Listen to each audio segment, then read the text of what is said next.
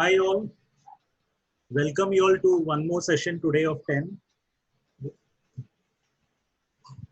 Today we have with us Dr. Lata Ghanshyamani, who is going to be talking to us about how to create compost using kitchen waste and how to do a better kitchen waste management. तो ये एक अच्छी session है. Kitchen waste management हर locality के लिए, हर city के लिए, हर घर के सोसाइटी के लिए एक बहुत इंपॉर्टेंट टॉपिक है. It reflects how good a city we are. आज अगर कोई सिटी की अच्छी रेटिंग है तो उसी के ऊपर होती है. तो एक अच्छी टॉपिक है, एक पूरे फैमिली के लिए इंटरेस्टिंग टॉपिक है. Understanding it will always also help us to have a better garden for us. Now a few things, a few do's and don'ts before we get started with this particular meeting. One is that, as I said earlier, आप एक अच्छा जगह चुनिएगा जहाँ पे आप comfortably बैठ सकते हैं अगले 1-1.5 घंटे के लिए. Right, that is one. To ensure that you have water and etc. with you available so that you don't need to get up from your seat. Make use of a headset. अगर आप headset वापरेंगे तो ही आपको voice quality अच्छी आएगी. Otherwise you will have some trouble hearing over the internet. ठीक है. अगर आपके पास हेडसेट या इंटरनेट ये हेडफोन्स है तो प्लीज लीजिएगा और उसको कनेक्ट करवा लीजिएगा.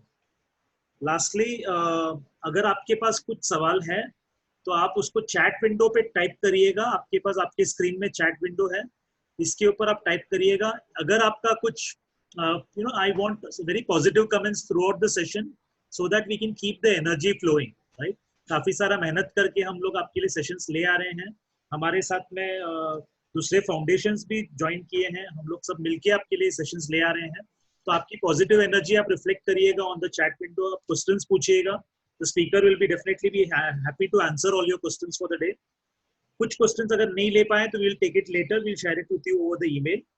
Lastly, it is very important that आपके पास अगर कुछ फीडबैक है, जैसे आपकी वॉइस क्वालिटी बराबर नहीं आ रही है या कुछ और फीडबैक है जो एडमिन के लिए है, for me for that matter, I am going to be the admin for this session, then आप इसको प्राइवेट चैट पे डालिएगा. सो आपको चैट विंडो में आप देख सकते हैं दो टाइप का चैट है. एक एवरीवन होता है और एक send it to a person होता है. My name is Ramkumar Srinivasan. You can choose my name in the drop down in the chat window, Ramkumar करके, या एंड उसको आप प्लेस कर सकते हैं. I will go through your chat and if any correction needs to be done at my end तो मैं उसको करूंगा उसको. But please put your admin comments directly only to me. Don't put it on the group window out over there. ठीक है. That's primarily more or less about it. Lastly, अगर आपके पास कुछ फीडबैक है ये पूरे सेशन के बारे में at the end of the session, तो मैं चाहता हूँ कि आप हमको प्लीज शेयर करिएगा व्हाट्सएप के ऊपर, ईमेल के ऊपर, या जो भी आपको इनवाइट किया उनके साथ में, ताकि हमारे तक वो फीडबैक पहुंचे. अगर आपके पास कोई स्पीकर है जिसको आप इनवाइट करना चाहते हैं नेक्स्ट सेशन के लिए, तो आप प्लीज हमको इंटीमेट करें ताकि हम उनसे बातचीत करके उनको अपने सेशन पे ले आ पाए.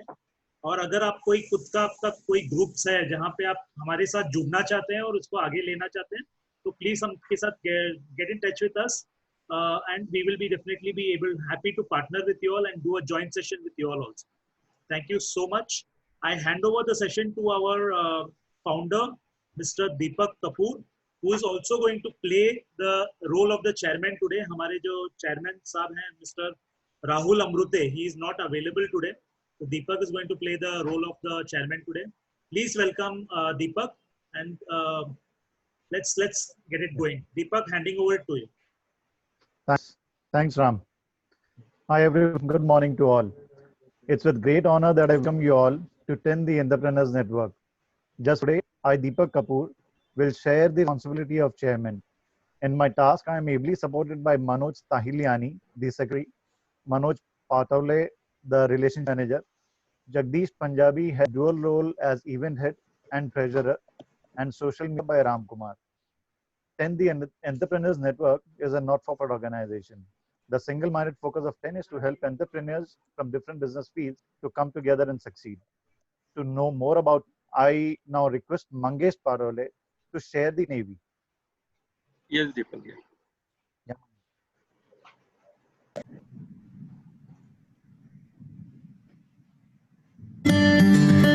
Thane, Maharashtra's major industrial town, fastest growing and slated to be the most happening commercial hub. Over the last decade, Thane has grown from a small suburban town to a large, self-sustaining metropolis. Proximity to the financial capital of the country has extended ample opportunities to Thane for becoming one of the richest districts in Maharashtra. With potent factors like a well-planned infrastructure, low cost of operations, and ample business opportunities, Thane has seen a surge in the number of business ventures in the last few years. Businesses came up in industrial areas like Wagle Estate and Majivada, as well as development in residential and commercial projects on Godbandar Road gave further impetus to the growth of business in Thane. Over a period, Thane has seen opening up of various business avenues like real estate, IT and web-enabled services, engineering, manufacturing, fashion, as well as art and entertainment. With growing opportunities and upcoming business ventures comes the growing need for business networking to learn, explore, connect, and share avenues for mutual growth. Welcome the Entrepreneurs Network. The Entrepreneurs Network, popularly known as TEN, was established in the year 2010 with the intent of providing a platform for entrepreneurs to share experiences, learn from and educate fellow entrepreneurs, and generate business opportunities for mutual growth. Our motto, connect, breakthrough, prosper. TEN is a platform for entrepreneurs from different business fields to come together. Members contribute connections, ideas, and time to help TEN grow. Members are rewarded with training workshops, insights, networks, and camaraderie offered by other like-minded entrepreneur members. 10 members meet every Wednesday from 7:15 a.m. to 9:45 a.m. at a pre-decided venue. The meeting is attended by members as well as by visitors invited by members. We learn about each other's business model by having members present themselves before all attendees. In the last 5 years of its existence, TEN has provided a robust platform to its members for learning and sharing through weekly meetings, one-to-one interactions, as well as addresses by internal and guest speakers. TEN launched Open Minds, a platform for entrepreneurs, professionals, and individuals with aspirations to express and share ideas for continuous process of learning. As we move ahead on this path of connecting for mutual growth, we look forward to more hands, more heads, and more hearts to come together. So if you are an entrepreneur who understands and wants to deal with the pressures of entrepreneurship in a prepared and confident manner, you should join TEN. Be a part of TEN. Connect, breakthrough, prosper.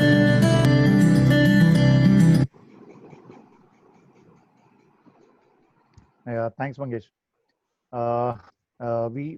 And secondly, basically, we are happy to partner with the Thane Maheshwari Mandal Mahila and Yuvati Samiti.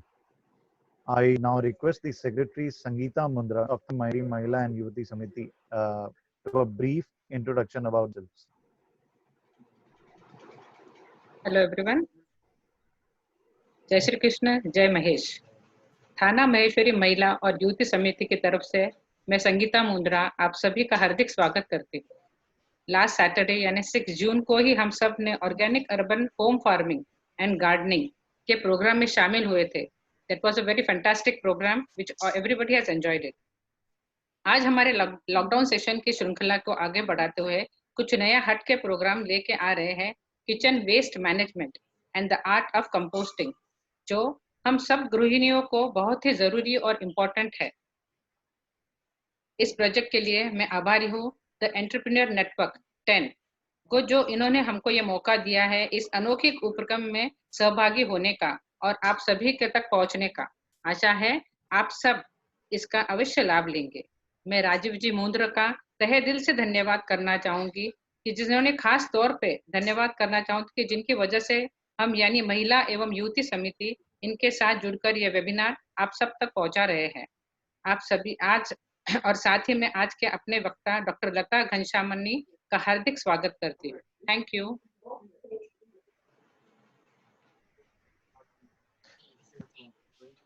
Okay, thanks. Thanks, Sangeeta ji.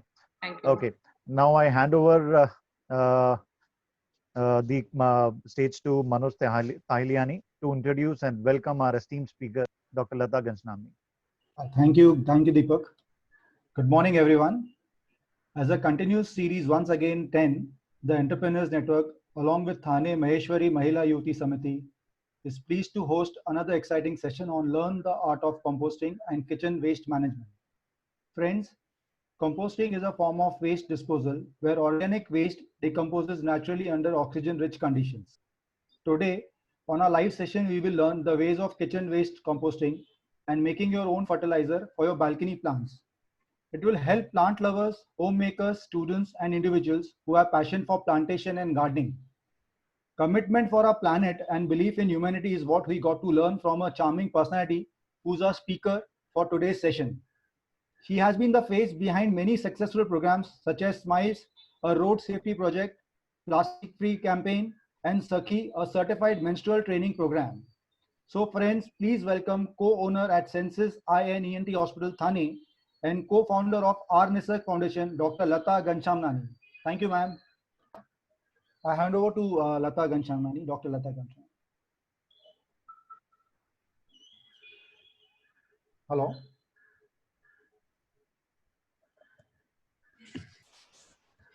Good morning. Namaste.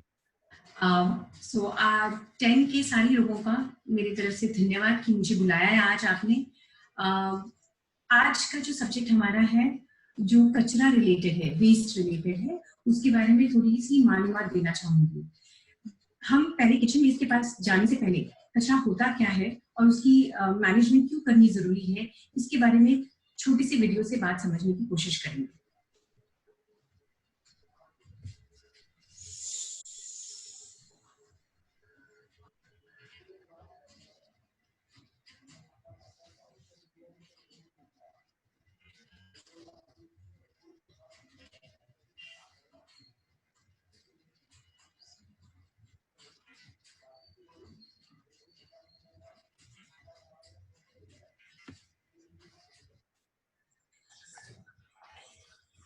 दिखाई दे रहा है? Can you see? Hello. No, Doc. We are seeing the Window Explorer screen. Just a minute. This could be it. Now? Yeah. 1 second.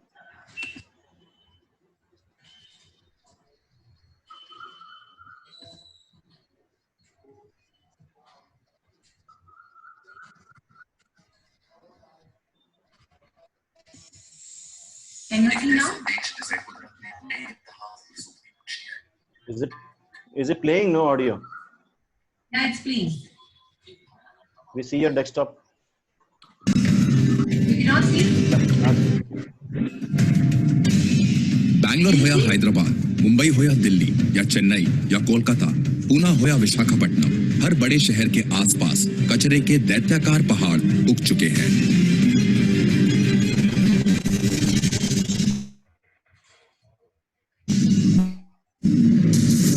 ये वही कूड़ा कचरा है जो हमारे घरों से हर रोज छोटी छोटी मात्रा में निकलता है और जिसे हम लापरवाही से कहीं भी फेंक देते हैं. शहरी विकास मंत्रालय के अनुसार देश के शहरों में जो कचरा हर रोज पैदा हो रहा है उसकी मात्रा है 1,60,000 मीट्रिक टन, यानी कि 16 करोड़ किलो कचरा हर रोज. इस कचरे में तरह तरह का सामान होता है. फलों सब्जियों के छिलके, बासी खाना, टूटा हुआ कांच, कागज, प्लास्टिक, इंजेक्शंस और सुइयां, पुरानी या खराब हो चुकी दवाइयां, केमिकल्स, रबर का सामान, बैटरीज और न जाने क्या क्या. हमारे शहरों की म्युनिसिपैलिटियां इस कचरे को उठाकर ऐसी जगहों पर ले जाकर पटक देती हैं जिन्हें लैंडफिल साइट्स या डंपिंग ग्राउंड कहा जाता है. ये डंपिंग ग्राउंड कभी शहर के भीतर ही होते हैं और कभी शहर से जुड़े ग्रामीण इलाकों में. देश में इस वक्त हजारों एकड़ जमीन पर ये डंपिंग ग्राउंड्स फैले हुए हैं, जहां बढ़ते बढ़ते ये कचरे के पहाड़ 80 से 100 फुट ऊंचे हो चुके हैं. पर नई जगह की कमी के चलते म्युनिसिपैलिटियां इनकी ऊंचाई और बढ़ाना चाहती हैं. हालत यहां तक पहुंच चुकी है कि इनकी ऊंचाई बढ़ाने से पहले एयरपोर्ट अथॉरिटी की अनुमति भी लेनी पड़ रही है. जिन इलाकों में ये काम हो रहा है वहां के लोगों के जीवन और पर्यावरण पर भी बुरा असर पड़ रहा है।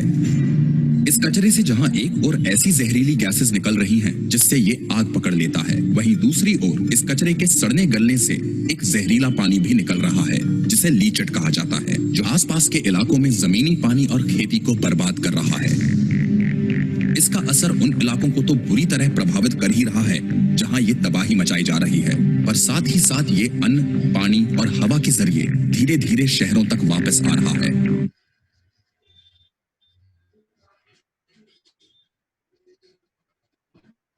तो आपने देखा ये छोटी सी वीडियो से कि आज की तारीख में हमारे यहाँ पे प्रॉब्लम कितनी बड़ी है।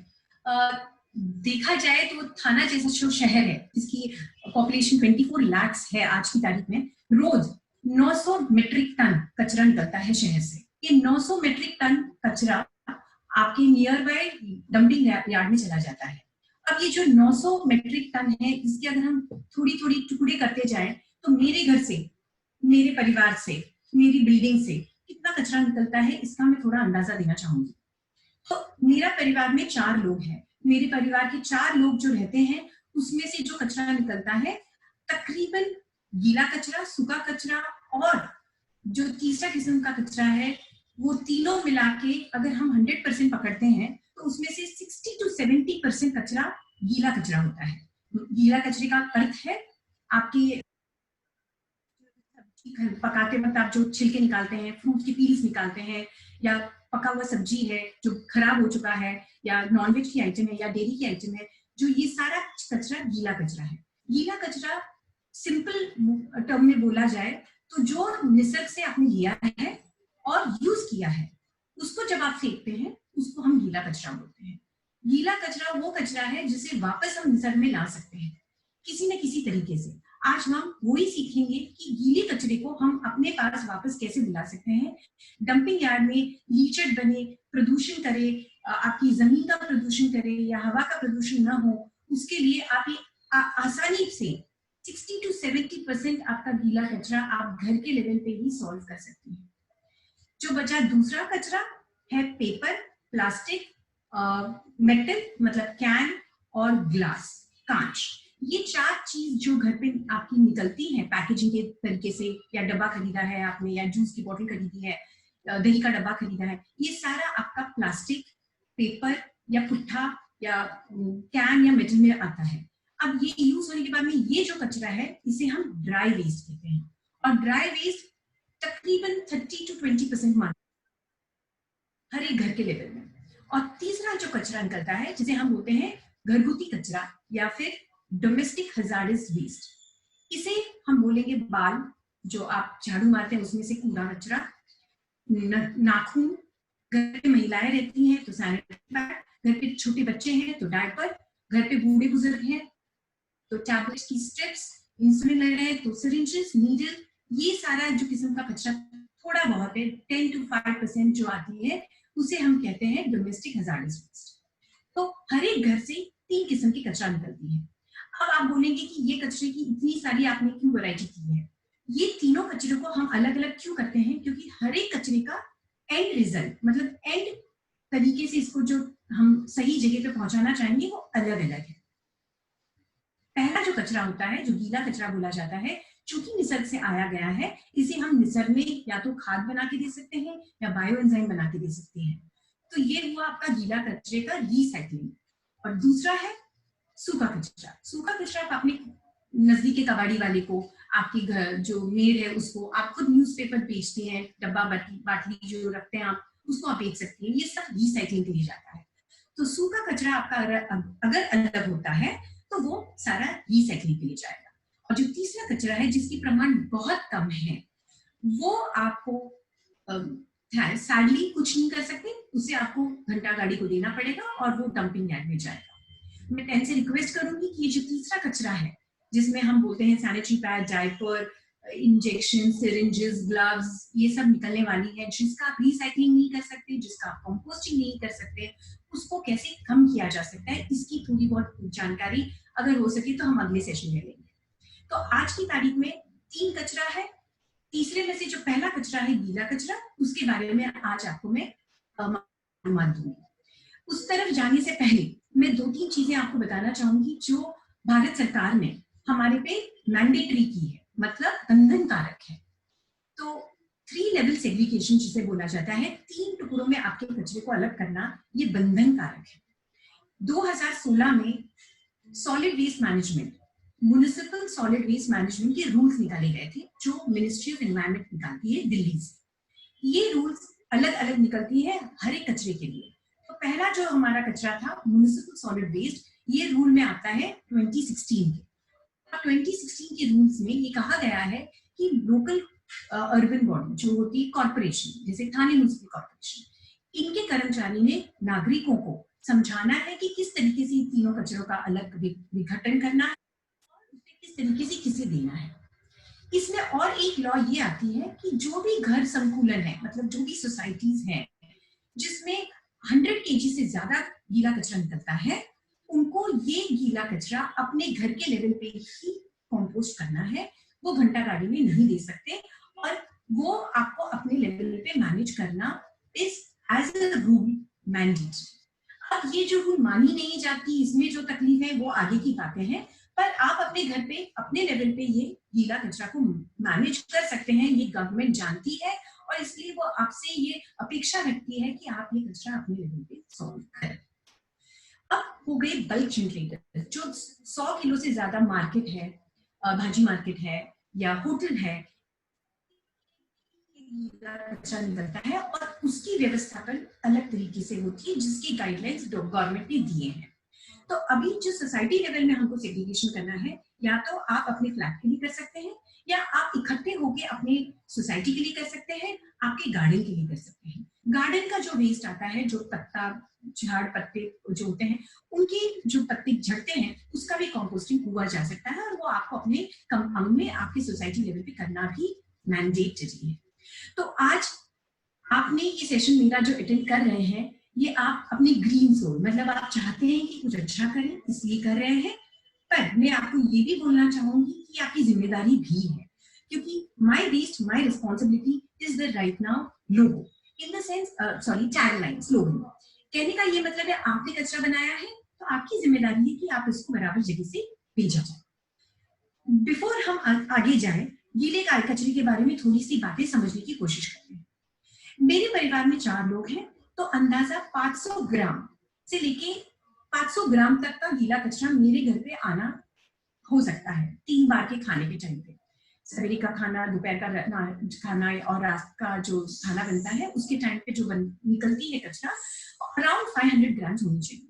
पर जब हम 7 साल से इस सेक्टर में काम कर रहे हैं, हमने देखा है कि ये संख्या 500 ग्राम से 1 किलो बन गई है।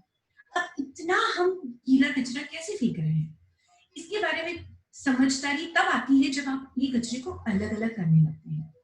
तो अलग अलग करने की मैं पहली तरीका बताती हूँ। पहला है, ये इस तरीके का चार्ट है, मैं 10 के लोगों को बता दूंगी कि ये अवेलेबल है, मैं उनको PDF भी शेयर कर सकती हूँ। आज के सेशन में जिन्होंने भी अटेंड किया ये इसमें गो थ्रू कर सकते हैं। ये सेशन में हमने बताया है कि गीला जो कचरा है उसको इस तरीके से आपको डिवाइड करना है। इसमें गीला कचरा पहला है। गीले कचरे को कहाँ आप जमा करेंगे? अब सब जगह ये शुरू होता है कि मैडम इसमें आप लाइनिंग क्या लगाओगे डस्टबिन में, फिर वो गीला हो जाएगा, सांबर आएगा, दही आएगी, करी आएगा, ये तो पूरा डर्टी हो जाएगा। तो हम आपको बताते हैं कैसे आपको ये कचरे को आपके घर पे किचन में जमा करना है। ये मैंने अपने घर से डब्बा लाया है, पूरे दिन का मेरा गीला कचरा इसमें जाता है। ये मेरे किचन के प्लेटफॉर्म पे, मतलब बट्टे पे रखा जाता है और उसमें सब लोग मतलब ना ही मैं, पर मेरी काम वाली बाई या मेरे घर के बच्चे और मेरे हस्बैंड, वो सब जो भी गीला कचरा निकालते हैं वो इसमें डालते हैं। देखिए आप, इसको कोई लाइनिंग नहीं है, ये प्लास्टिक का डब्बा है, इसके अंदर सारा कचरा जमा हो जाता है और ये इसको हम इस तरीके से बंद करके रख देते हैं साइड में, क्योंकि ये चीज से हम अभी खाद बनाएंगे। इसमें ना बदबू आती है ना दुर्गंध आता है। ये आप प्लेटफॉर्म पे रख सकते हैं। इसको ना आपको पेपर की लाइनिंग लगाने की जरूरत है ना प्लास्टिक की लाइनिंग लगाने की जरूरत है। जब आपने इसको खाली कर दिया, धो दिया, अगले दिन के लिए ये तैयार है। तो आपका गीला कचरा इस तरीके के एक डब्बे में जा सकता है।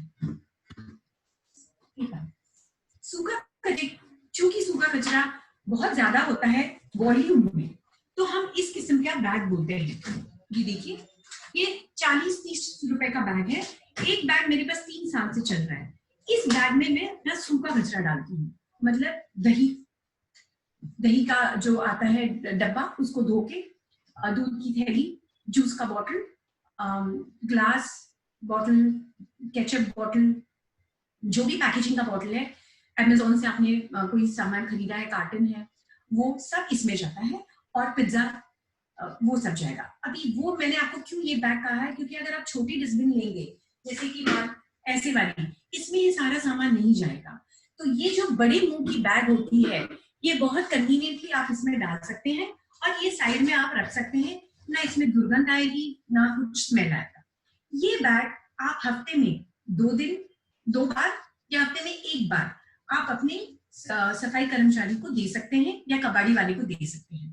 तो उसको भी आपकी सारे कचरे में हाथ डालने की जरूरत नहीं, एकदम क्लीन ड्राई कचरा आप उसको बहुत अच्छी तरीके से दे सकते हैं, जिससे 4 पैसा आप कमा सकते हैं, वो कमा सकता है और निसर्ग के लिए ये सारा रिसाइकल हो सकता है। तो ये हो गया आपका कैसे सूखा कचरा जमा करेंगे। 2 दिन आप ये कचरा अपने फ्लैट में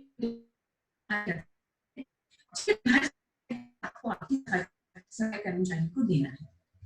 जो तीसरा कचरे का डब्बा है वो ये है।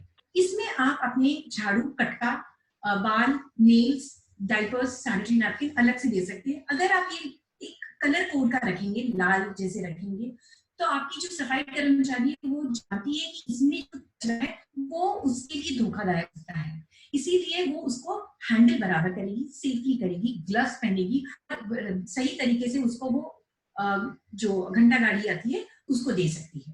तो हर एक लेवल में अपने घर पे आपको ये 3 डस्टबिन रखनी जरूरी है। अब आप बोलिए इतना सारा कचरा इतना हम अलग करें। आप एक ही एग्जांपल दूंगी, गृहिणियां हैं यहाँ पे ज्यादा, कि जब आप कपड़े खरीदते हैं, आप ड्राई क्लीन के लिए अलग रखते हैं, आप सफेद कपड़े अलग रखते हैं, हाथ धोने के कपड़े अलग रखते हैं, बोलते इसका कलर झूठ जाएगा, ये बच्चों के कपड़े हैं, ये मेरे पति के कपड़े हैं जिसको कॉलर को मुझे घसना है। ये आप अलग अलग क्यों करती हैं? ये अलग अलग इसलिए करते हैं आप, क्योंकि आप जानती हैं कि हर एक को अलग तरीके से मुझे इसकी ट्रीटमेंट करनी पड़ेगी। अगर मशीन में आपने सारे कपड़े साथ में मिला दिए तो सारा कपड़ा खराब हो जाएगा। उसी तरीके से ये कचरा जब आप सब एक साथ मिला देंगी तो आप उसको अलग नहीं कर पाएंगे, और जो सूखा कचरा जिससे पैसे कमा सकते थे या किसी का वो गंदा हो जाएगा। तो इसी वजह से भले टीएमसी इसको मिक्स करे, बाकी कोई कुछ भी करे, हम अपने लेवल पे ये एक आदत बनाना बहुत जरूरी है। दूसरी एक बहुत, आप बोलेंगे आप तो अपने निसर्ग के लिए बताया, अपने गवर्नमेंट के लिए बताया, मेरे लिए क्या बताया? तो मैं आपको बताती हूँ, 7 साल पहले जब मैंने कचरा अलग अलग करना सीखा और समझा, तब मुझे समझ में आया कि मैं कितना कचरा बनाती हूँ। मतलब मेरे फ्रिज में से बचा हुआ थोड़ा आटा गूंदा हुआ रखा था, किसी ने कुछ डब्बा दिया वो रखा था, रखा था और फिर मैंने उसको फेंका। जब मैंने अलग अलग करने की कोशिश की तब मुझे समझ में आया कि मैं खाना कितना फेंक रही हूँ। जब मैंने पैकेजिंग, ड्राई वेस्ट देखा तब मुझे समझ में आया मेरे बच्चे मैगी कितना खा रहे हैं। जब पिज्जा की इतनी बड़ी बड़ी डब्बे दिखी तब मुझे समझ में आया कि ये मेरे यहाँ पे इतना बाहर का खाना खाया जा रहा है। तो ये मेरी सेहत और मेरे परिवार की सेहत के लिए भी समझने की मुझे मतलब एक तरीके की मुझे समझ आ गई कि मैं अपनी सेहत के लिए और अपने परिवार की सेहत के लिए क्या कर रही हूँ। तो कहने की बात यह है कि जब आप चीजें अलग करती हैं तब आपकी पर्सपेक्टिव या फिर आपकी जो विचारधारा है बहुत तरीके से बदल जाती है, और आपको ये रियलाइज होने लगता है कि आप बेकार में मेहनत से कमा रहे हो और एक एप्पल खाया, इतना बड़ा टुकड़ा आपने फेंक दिया। तो ये जो चीजें होती है जो हम हमारे ग्रैंडफादर, दादा दादी सिखाते थे, अब हम न्यूक्लियर फैमिली में रहने की वजह से काफी चीज कन्वीनियंस की वजह से भूल चुके हैं, और पैसा हमारे पास अभी इजीली अवेलेबल होने की वजह से हम उसकी तरफ देखना नहीं चाहते हैं। ये हमारे लिए और हमारी सेहत के लिए बहुत ही हानिकारक है। तो अब हम रेडी है वेस्ट के रिलेटेड। आपको कुछ भी क्वेश्चन जो मैंने पिछले 10 मिनट में आपको बताई है, मैं रिक्वेस्ट करूंगी राम को, आप चैट में या कुछ उनसे ले सकते हैं। तब तक मैं ये थोड़ा सेटिंग करूंगी कंपोस्टिंग के बारे में। तो कचरे के बारे में ओवरऑल व्यू कि कचरा क्यों मैनेज करना है, उसके फायदे क्या हैं और उससे आपको क्या फायदा होगा, ये शायद मैं कुछ तरीके से समझाया है। पर तो भी इसके रिलेटेड कोई भी प्रश्न रहेंगे तो आप प्लीज उसको चैट बॉक्स में डालिएगा, और हम उनको गैदर कर लेंगे, और कुछ रहा इंपॉर्टेंट तो मैं अभी एड्रेस कर दूंगी, वरना मैं आगे की प्रिपरेशन कंपोस्टिंग के बारे में आपको बताना चाहूंगी।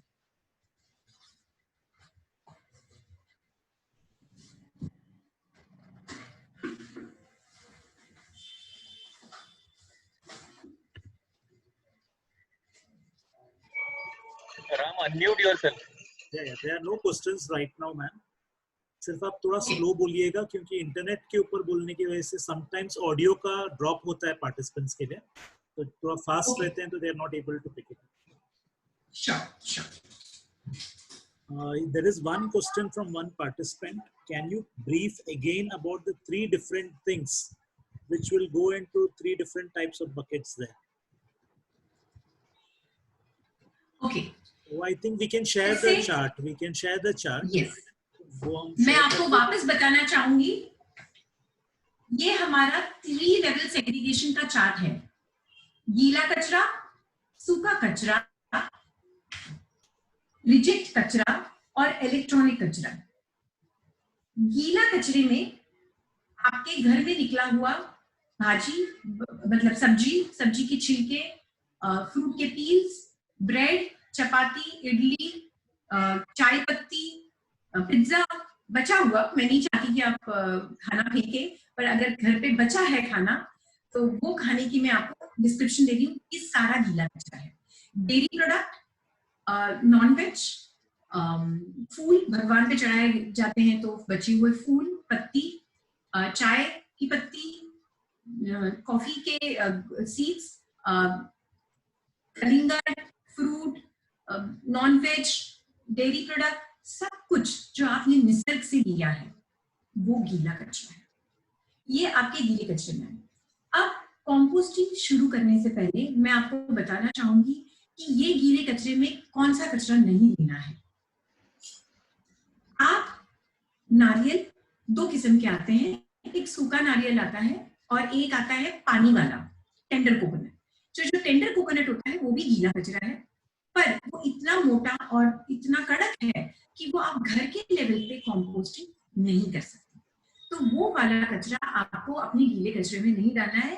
सैडली वो आपको घंटा गाड़ी को ही देना पड़ेगा, क्योंकि वो वाला कचरे का खाद बनाना at a household level possible नहीं है।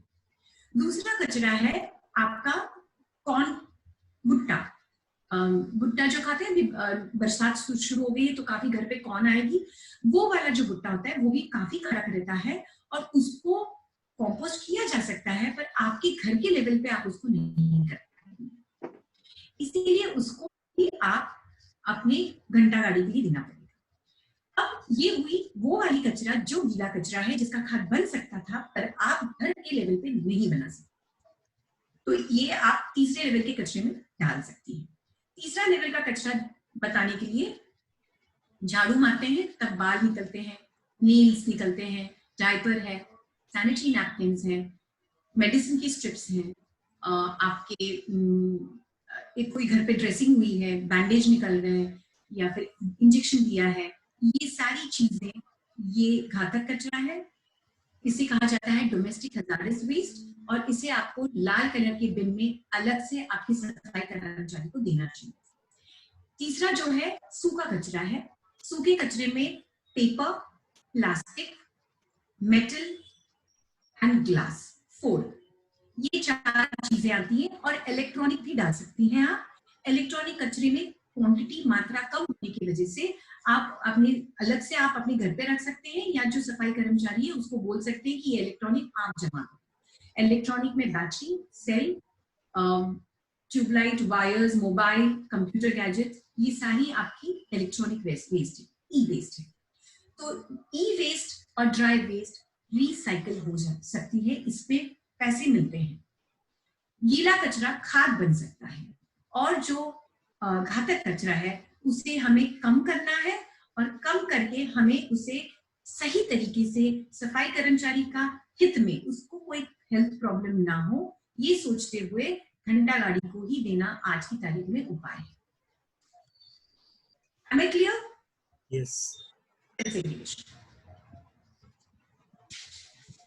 और उसे भरने के लिए, जैसे मैंने कहा, ये आपका गीला कचरे के बिन रहा, ये आपके सूखा कचरे के लिए रहा, और ये आपका लाल बिन है जो घातक डोमेस्टिक हैजार्डस।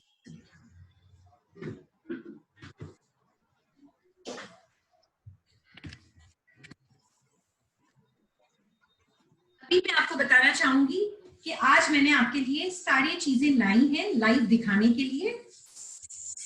और एक बात और बताना चाहूंगी कि प्लीज आप जब कंपोस्टिंग शुरू कर रहे हैं तो उस वक्त आपको ये चीज ध्यान में रखना है कि डेयरी प्रोडक्ट, नॉन वेज और कुक्ड फूड, ये 3 शुरुआत में प्लीज मत आपके कंपोस्ट फाइल में डालें। कंपोस्ट शुरुआत में जब आप चालू करने वाले हैं, ताकि आपको दुर्गंध या कीड़े, इस चीजों से जो न्यूसेंस वैल्यू जो होते हैं उससे आपको डिस्कम्फर्ट न मिले, इसलिए ये 3 आइटम आप प्लीज शुरुआत में आपके कंपोस्ट बिन में मत डालिए। मैं रिपीट करना चाहूंगी कौन से 3 चीजें हैं। डेयरी प्रोडक्ट, पनीर, दूध, दही, ज्यादा मात्रा में दही नहीं डाल सकते। दूसरा है आपके नॉनवेज, चिकन, मटन जो रहता है, वो थोड़ा सा, आई एम वेजिटेरियन तो मुझे पता नहीं है, बट ये जो भी आइटम आप डालते हैं, फिश बोन्स होंगे, वो आपको अवॉइड करनी है। और तीसरा आइटम है कुक्ड फूड, बचा हुआ खाना। बचा हुआ खाना इसलिए मना कर रही हूँ क्योंकि उसमें तेल और मिर्ची, मसाले ये पड़े होते हैं, और ये न्यूसेंस वैल्यू मतलब चूहे और बाकी चीजों को अट्रैक्ट कर सकती हैं, इसीलिए ये आइटम नहीं डालनी है। जो भी चीज पकाया गया है उसे आप अपने कंपोस्ट फाइल में मत डालिए। फिर वो बचा हुआ पिज्जा हो, चपाती हो, या फिर आप बोलिए इडली सांभर, जो भी थोड़ा थोड़ा जो बचा होगा रेस्ट, वो मत डालिए। अगर आप आगे बढ़िए डालना चाहते हैं तो आप एक और काम कर सकते हैं कि cooked food, cooked left over food, बचा हुआ बिगड़ा हुआ खाना, उसको आप नल में रख के एक वॉश दे सकती हैं, जिससे तेल मसाले निकल गए और सिर्फ आपको भाजी दिख रही है, तो सब्जी दिख रही है उसमें, तो वो आप ले सकती हैं। पर उसको धो देना है और फिर वो उसमें से सामग्री जो निकल गई है, बची हुई, वो आप अपनी कंपोस्ट फाइल में डाल सकती हैं। आपको तेल, मसाले, दूध, नॉनवेज, लेफ्ट ओवर फूड पहले शुरुआत में प्लीज आपके कंपोस्ट फाइल में मत डालिए। क्लियर? आप क्या ले सकती हैं, इस मेथी, पालक के, सब्जियों के, फ्रूट, ये कलिंगड़, आटा, लहसुन, सबके छिलके। अब और एक बात आपको जब आप सब्जी कर रहे हैं, निकाल रहे हैं, तो याद रखना है कि देखिए कलिंगड़ का टुकड़ा ये भी मोटा है, इससे भी थोड़ा बारीक करना है। तो कंपोस्ट फाइल में जब आप डालने जाएंगे तब काटने से अच्छा है जब आप सब्जी बना रही हैं और जब आप सब्जी छील रही हैं, तभी आप इसको बारीक कर दें। इसके जितने बारीक आप उसको करेंगे उतना जल्दी आपका कंपोस्ट तैयार होगा। इसको टुकड़े को बड़े बड़े आप डालोगे तो कंपोस्ट आपका जल्दी तैयार नहीं होगा। आपको सब्जी जब काट रही है तभी 2-3 और हाथ मार के इसके बारीक टुकड़े कर दीजिए। जितना आप उसको छोटा कर देंगे उसी लेवल पे, तो आपकी कंपोस्ट रेडी होने में आसानी हो जाएगी। तो ये है आपका पूरे घर का, आज सवेरे के मेरे घर का गीला कचरा। और ये कचरा न दुर्गंध है न कुछ है, बिल्कुल क्लीन और नाइस है। मैंने ग्लव्स इसलिए पहने हैं क्योंकि अभी कोविड का एरा है, तो काफी सारी चीजें मैं छूंगी, तो मुझे उस सेफ्टी के लिए कर रही हूँ। वरना घर पे आपको ग्लव्स पहनने की कोई जरूरत नहीं। आपने अपने हाथों से ही इसको सब्जी काटी है, आप इसको हाथों से ही डस्टबिन में डाल सकती है। ग्लव्स की कोई जरूरत नहीं। मैंने ग्लव्स आज पहना है क्योंकि मैं बाकी की चीजें छूने वाली हूँ, और आज कोरोना और कोविड की बीमारी की डर की वजह से हमें ये सावधानी लेनी है, इसीलिए मैंने ग्लव्स पहना है, वरना ग्लव्स की कोई जरूरत नहीं। अब मैं आपको बताऊंगी कि आपका कंपोस्ट बनाने का जो डिब्बा है वो किस किस्म का होना चाहिए। अभी लॉकडाउन चल रहा है, तो मैं ये नहीं चाहती कि आप बाहर जाके शॉपिंग करें। कोई भी चीज जाके खरीदी करने की जरूरत नहीं है, ये आपके घर में ही पड़े हुए सामानों से आप कंपोस्ट बिन बना सकते हैं। अभी पहले मैं बताती हूँ कि कौन सी खरीदी करके ला सकते हैं और कौन सी घर पे बना सकते हैं। ये बास्केट है,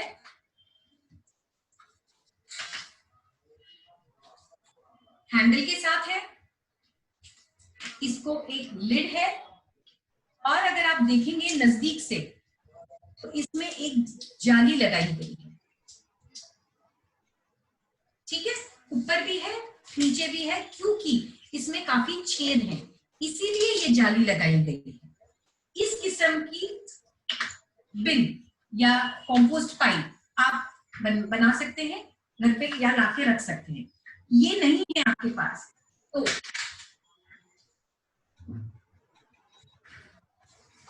घर पे पड़ा हुआ कोई भी डब्बा, जैसे पेंटिंग के बॉक्स है, ये उसको एक ढक्कन है, लिड है, ऐसी वाली कोई भी चीज, डस्टबिन, कोई भी डस्टबिन ले सकती हैं आप, डस्टबिन, उसके ऊपर एक लिड होनी चाहिए, ठीक है। पर ये डस्टबिन या ये बिन आप इसी तरीके से नहीं यूज कर सकते, इसमें आपको छेद डालनी पड़ेगी, छोटे छोटे 2 इंच की दूरी पे ऑल थ्रू आउट आपको होल डालना है, छेद बनाने हैं, इस पे भी छेद बनाने हैं और इस पे भी छेद बनाने हैं, ठीक है।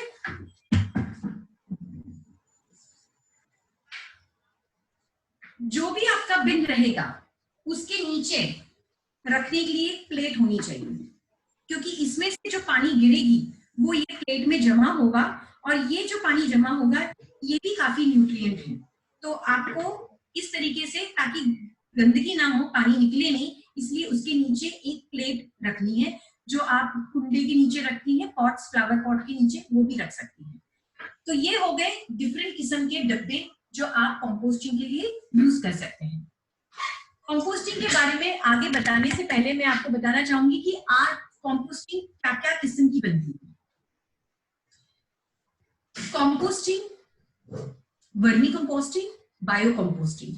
तो कंपोस्टिंग जो हम बोलते हैं, it is breakdown of biodegradable material into nutrient rich material which can be used as a soil nutrient.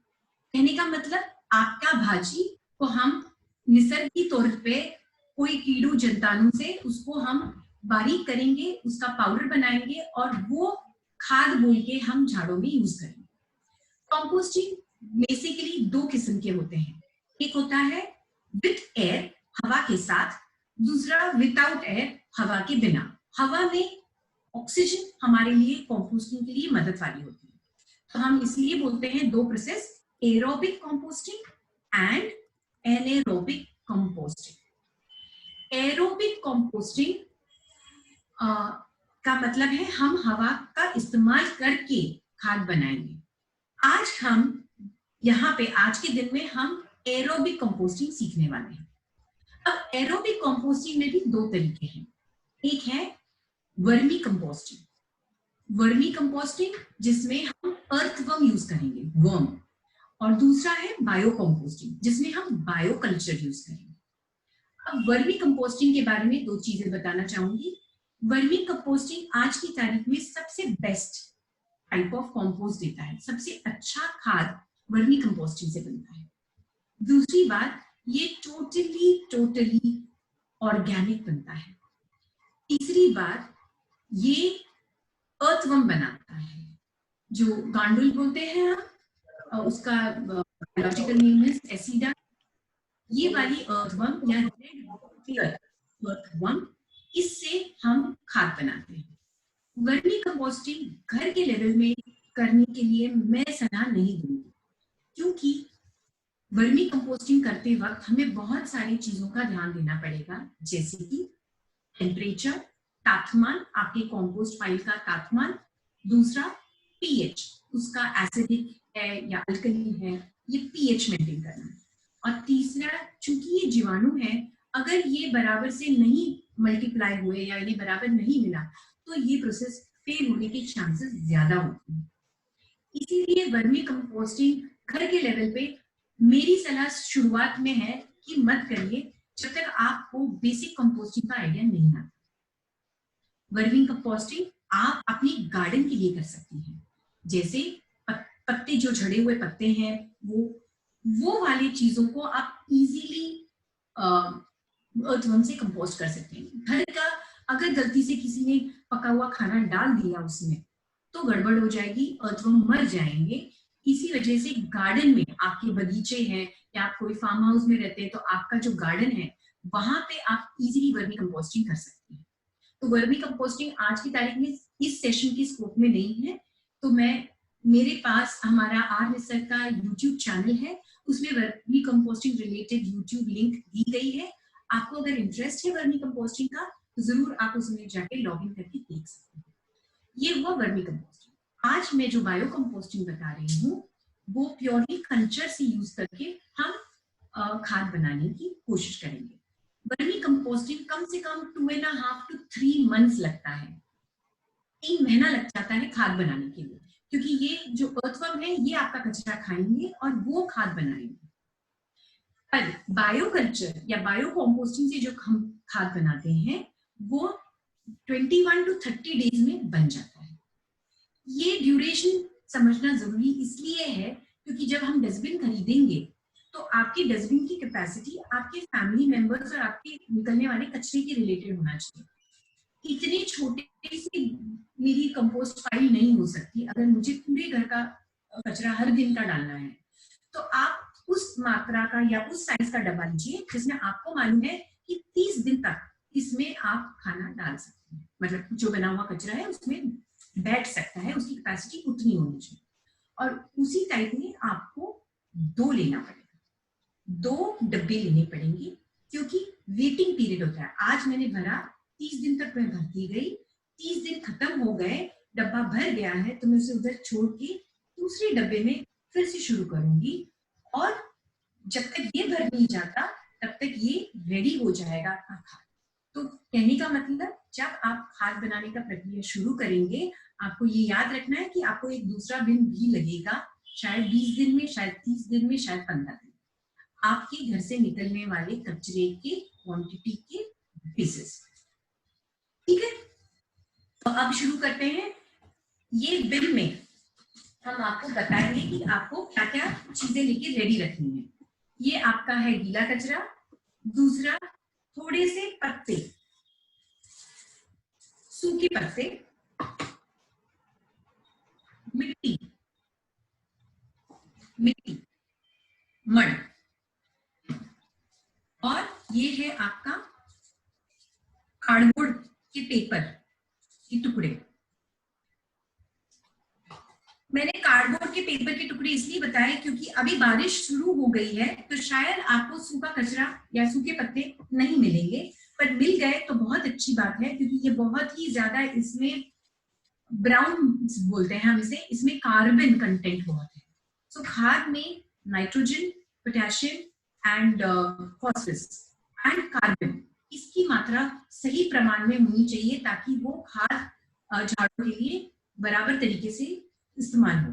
तो ये हो जाता है हमारा पोटेशियम, ये हमारा नाइट्रोजन और ये हमारा कार्बन। तो ये सारी आइटम कुछ ना कुछ कंट्रीब्यूट करती है खाद बनाने के प्रोसेस में। तो ये आपकी सामग्री है और ये जो मैंने मिट्टी है इसमें मैंने खाद भी डाला है।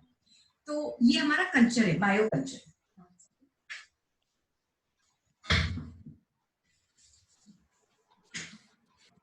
ये खाद है। आप कोई भी नर्सरी में जाके कंपोस्ट या बायोक्लम या बायो कल्चर खरीद सकते हैं, ऑनलाइन भी खरीद सकते हैं। पर अभी आपको अगर बाहर नहीं जाना है, कोई भी कल्चर आपके पास नहीं है, पुराना खाद भी नहीं है, आपको में भी नहीं जाना है, तो ताक, दूध, अभी दही का ताक, आप पतला दही का ताक भी कल्चर बोल के यूज कर सकते हैं। तो मैंने कल्चर के लिए आपको 4 ऑप्शन दिए हैं।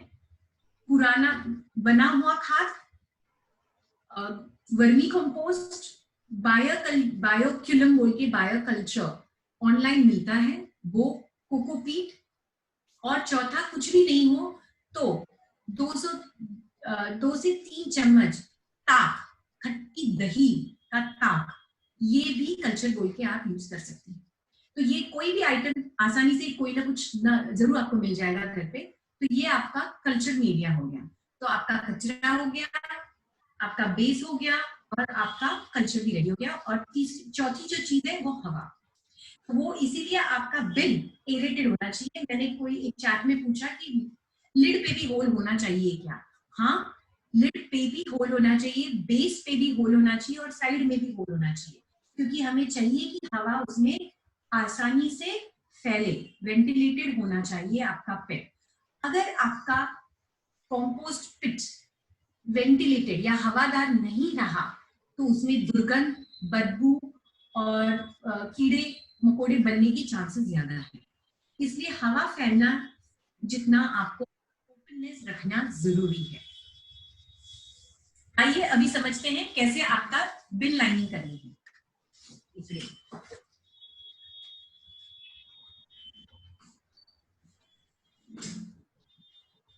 ये आपकी खाली बेस है, इसमें होल नहीं है, पर आपके नीचे होल रहे तो अच्छी बात है। इसमें आप डालेंगे पहले पुट्ठे,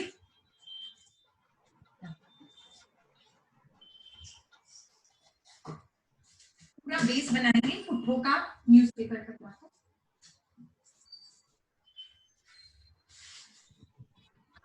तो न्यूज़पेपर के टुकड़े भी डाल सकते हैं आप।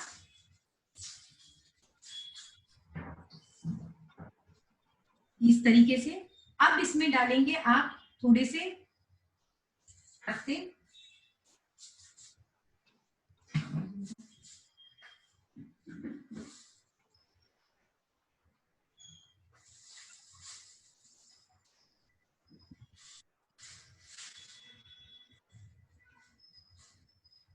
और फिर डालेंगे आप मिट्टी या कल्चर, कोकोपीट, मिट्टी, कल्चर, बायोक्यूलम सब डाल सकते हैं।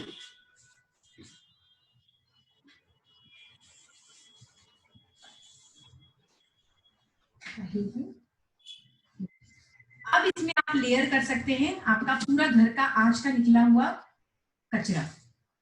देखिए, मैं बारीक करके डालेंगे उतना जल्दी आपका खाद बनेगा, जितना आप उसको टुकड़ों में कर सकते हैं।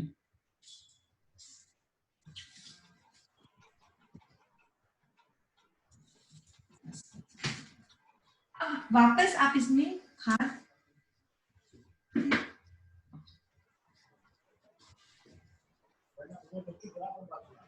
डाल सकते हैं।